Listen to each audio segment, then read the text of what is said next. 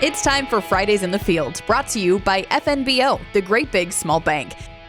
We're Adams Land Cattle here in Broken Bow, Nebraska. This facility here, we have 85,000 head feedlot. We have another 8,000 head feedlot here in Broken Bow.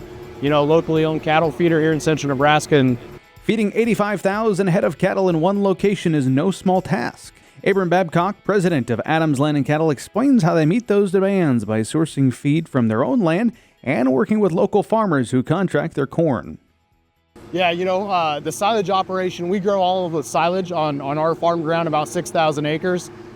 We can grow about 2/3 of our roughage needs on our ground. So we're everything is about a week behind, I'd say, in general, whether that be silage or high moisture corn. So, we'll be wrapping up silage over the next 10 days. And then we have high moisture corn just starting to come in. All of that, we contract with local producers, elevators. We probably do business with right about 200 local farmers that we contract that high moisture corn throughout the year. As mid-September rolls in, the high moisture corn harvest is just getting started, and the feed pile at their main yard is set to grow significantly. Yeah, so at the end of the day, this pile behind us that's just now being built will be about 8 to 9 million bushels by the time we're done with it 1st of November. While area crop producers face their share of challenges this season, in general, they are seeing some solid results. Yeah, in general, weather was good. We had a lot of hail across the area that impacted some people. That's some of the stuff that's coming in early was probably some acres that were impacted by the hail. And then now stuff's starting to dry down really fast as we've been hot and windy like we are today over the last 10 days. The fall harvest is a crucial time for all livestock operations as they work hard to secure enough feed for the year ahead.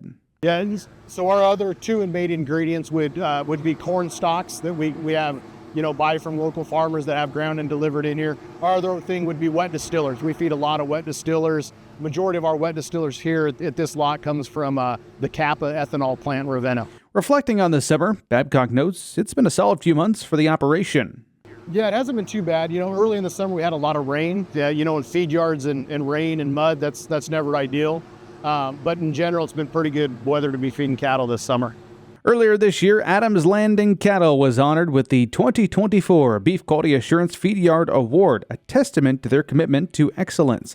BQA provides U.S. beef producers with best practices, blending good husbandry with scientific research. Yeah, BQA is critical. All our business starts with consumer demand, and anything that we can do to solidify that consumer demand and that confidence is huge. And BQA is foundational, I think, to what the beef industry has been able to do to demonstrate and kind of quantify and qualify what we do on a daily basis to take care of cattle.